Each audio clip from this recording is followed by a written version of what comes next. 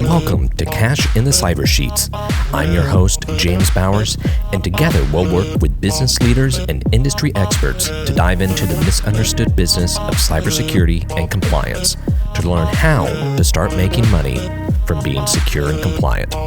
Welcome to Cash in the Cyber Sheets. Hey everybody, welcome to Cash in the Cyber Sheets. I'm your host, James Bowers, Chief Security and Compliance Architect here at Input Output. Very happy to have you back with us this week as we continue our discussion of the Dirty13, the top audit issues we see when we're doing audits of CPA firms, and quite honestly, it's audits of everybody, shares these top issues. This week, I want to go into the issues we see around audits and more specifically, logging and monitoring.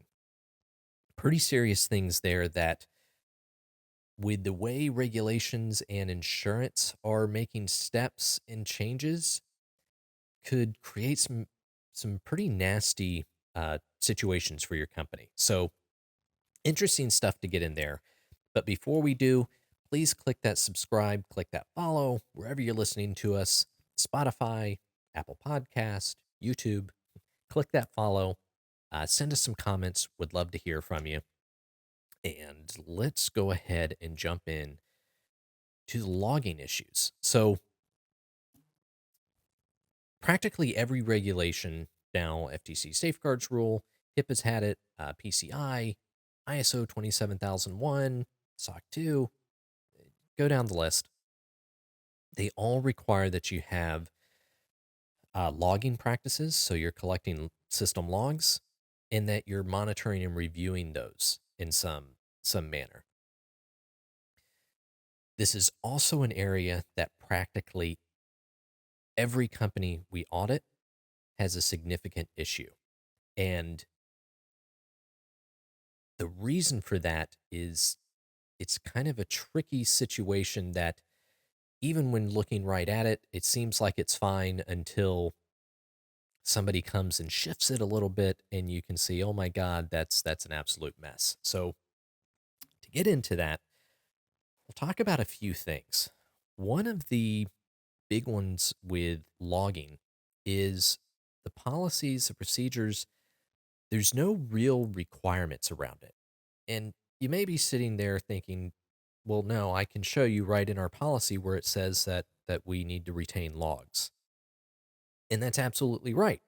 Practically every policy says we need to retain logs. What it doesn't specify, however, is what logs do we need to retain? Is that everything? Are we retaining every single log from our system? Are we retaining every Adobe log, every software log, everything that's happening? And to what level? Are we doing debugging logs? Are we doing just alerts? The problem with the problem where I say that the logs aren't specified in policy, how we're going to retain those, is that there's no specificity. We need to be more specific with what logs we're going to retain and how we're going to retain those.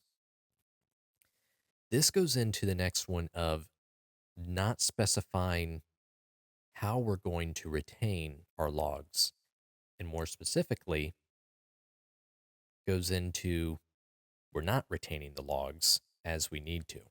So dissecting that a few ways, most systems, if it's a Windows or a Mac system, will keep the logs. Some will keep them until the log folder, the log cache, completely fills up. Cache. Until that completely fills up, then it just starts overriding older logs. That may be, in some cases, years, the entire life of the product. In some cases, that may only be a few days. And it creates an issue to where, one, if our policy says that we need to retain all of our logs, Well, we're not doing that because they keep falling off. If we're under something like HIPAA, where we have to retain them 6 years since last use, if we're only retaining a few days, or in a lot of systems, an average of 30 to 90 days, that's a far cry from six years from last use. If we're doing FTC safeguards, it also goes to our policy standards, our retention standards. So if we've got in our policy that's very high level, we're retaining logs, which now, according to our policy, we've got to retain every type of log possible. And we say that we retain our data for 7 years. Now we've got to retain every log possible for 7 years. This becomes a logistical nightmare. It's also a situation to where it's not helpful, to be honest. A lot of logs are not any good after 30 or 60 days. If you're going back in time because it's taking you 6 months to notice that you had an incident, then that can be helpful in seeing what happened. Uh, Logs that go farther back, but that's an issue. If you're only retaining 30 or 90 days, you're not going to be able to do that. So this creates an issue with regulations. If we're not if we're not backing up those logs appropriately, we're not meeting regulatory requirements. We're also not meeting our policy requirements, which may put us in a situation of being violating contracts with our suppliers or with our clients, or in cases taking it a step further with regulations, if we're violating, say, something like HIPAA, and we're also in our practice taking Medicaid, Medicare, well, now we're taking money from the federal government and we've made a claim that we're following all of the security requirements, but technically we're not. That puts us at exposure for False Claims Act, to where we can get some pretty serious fines for basically making false claims to the government. And it sucks, but they're actually using that to give almost a private right of action to HIPAA. That is a completely different subject that we will get into. But my point here is that this simple little issue of log retention can turn into a major, major risk for the business. Where this also creates an issue is if our policies state that we're retaining all of our logs for, say, 7 years, we go and get insurance. Our insurance looks at all of our policy, our information security program, and says, this is good. We'll agree to insure you based on this. Well, if we have a data incident and now we can only show 30 or 90 days worth of logs, sometimes less, well, we weren't following our policy. We weren't following the agreement that the insurance company made with us to insure us. What this can do is create situations to where our claims can even get denied. So this little issue here is not so much of a little issue. And it's because of how it's structured, because it seems like a little pebble, it's overlooked by practically every organization, but it puts them at such considerable risk. The other issue here, this goes into the not collecting the appropriate logs, but I do want to throw it out because it's kind of important, is just not considering all the places that you should be getting logs, your switch, your firewall, any other type of devices. Maybe you have some Synologies, local NAS systems. You need to make sure that whatever systems you have, you're aggregating those logs appropriately. Also, your gateway. And This steps into a thing of, well, my firewall only retains logs for 30 days, or my gateway only retains them for 15 days. How are we supposed to make considerations there? Well, one, that comes into how you structure your policy. You can avoid a lot of issues here by just getting more specific with your policy and stating, here are the logs that we're going to maintain. Here's how long we're going to maintain those logs. And if there are systems that you just, there's no way that we can retain logs any longer, put risk exceptions in place or compensating controls. Listen, I can't retain all the logs on my router, but we're doing it with our firewall and we're doing it with all of our other systems. So we'll be able to see if there's an intrusion where the hops took place. And especially in the case if we're retaining all of our firewall logs, it it's a small jump from the router to the firewall, doesn't really matter. So it's important with your policies to make sure you're just getting very specific with the type of logs that you retain, how long you're going to retain those logs, and how you're going to retain the logs. Another big issue is even in cases where the logs are being appropriately identified, they're being appropriately retained, which is practically never. But even in cases there, another big another big issue that we see is a lack of monitoring and review. There's no real point for logs if they're never reviewed, if they're not monitored. In practically every regulation has stipulations in there that you're collecting the logs and you're monitoring and reviewing them so that you can see if there's any type of abnormal behavior, so that you can identify an incident quicker, so that you can take action against unauthorized access sooner rather than later. It's a very difficult thing to review logs. I don't know if you've ever pulled an actual set of logs and looked at them. It's it's not fun. There's millions and millions of lines of these. You can't go through it all.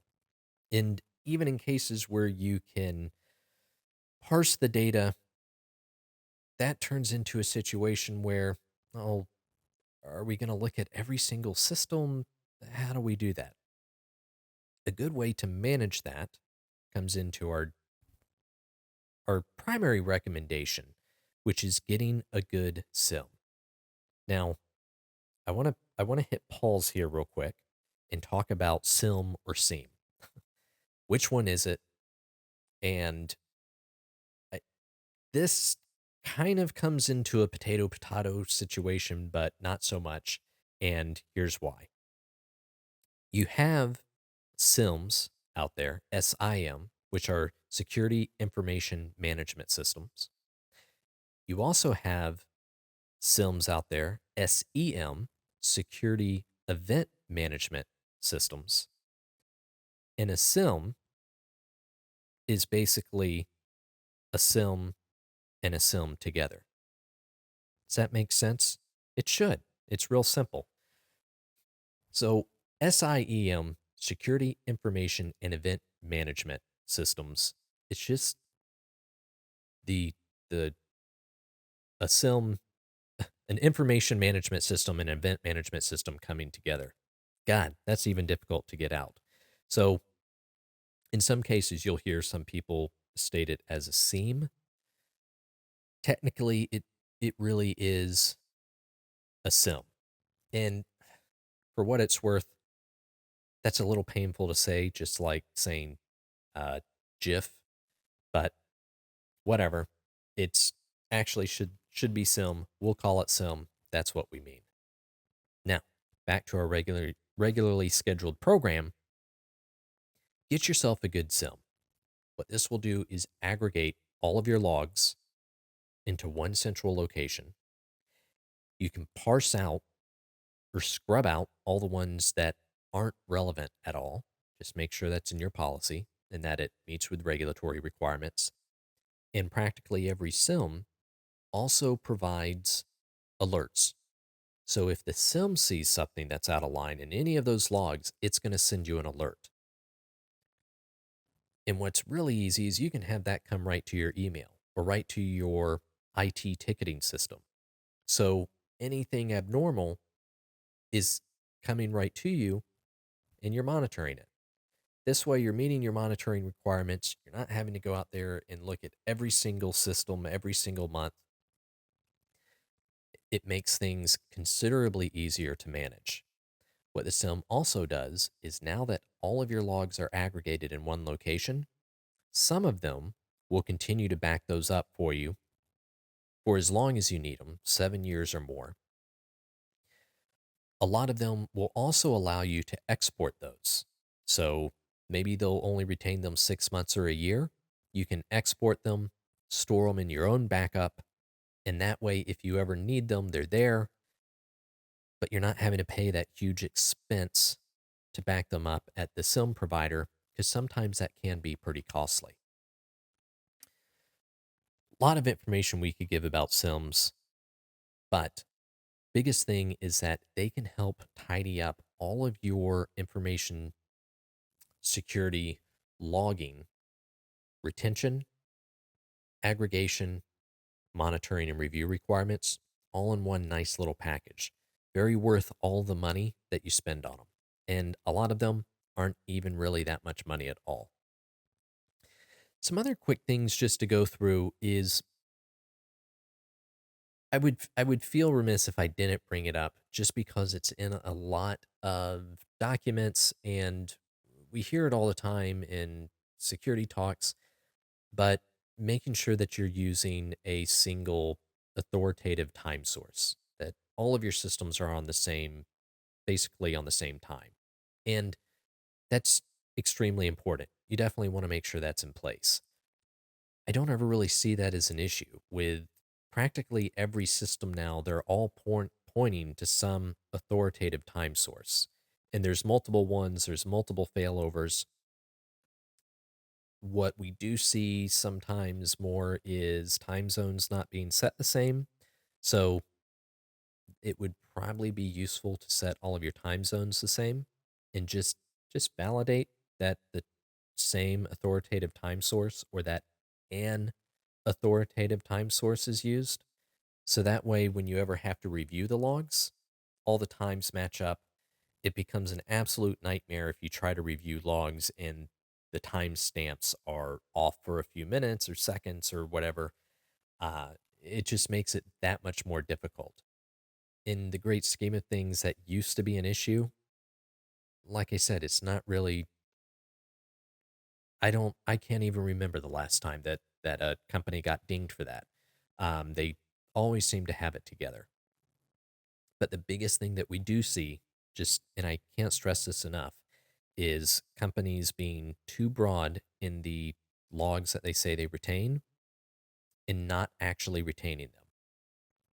Also, just tying that in, a lot of people, even IT companies, assume that their online provider, Microsoft 365, Google, is retaining all of the appropriate logs.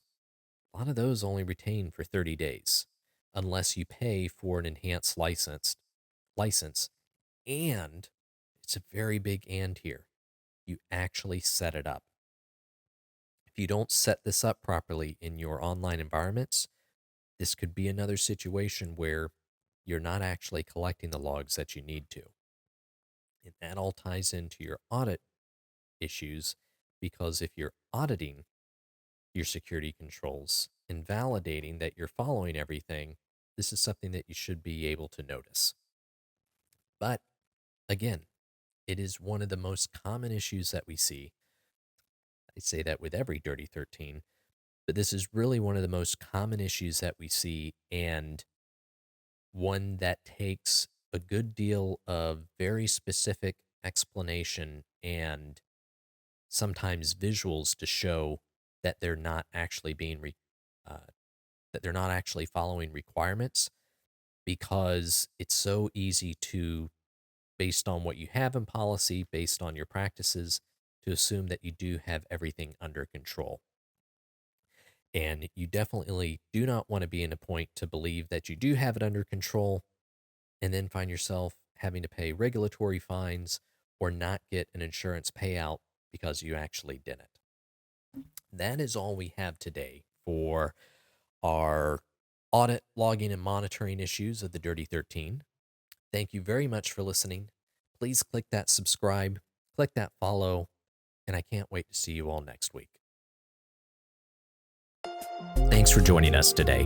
Don't forget, click that subscribe button, leave us a review, and share it with your network. Remember, security and compliance aren't just about avoiding risk. They're about unlocking your business's full potential. So stay secure, stay compliant, and we'll catch you next week on Cash in the Cyber Sheets. Goodbye for now. Life goes up and it goes down.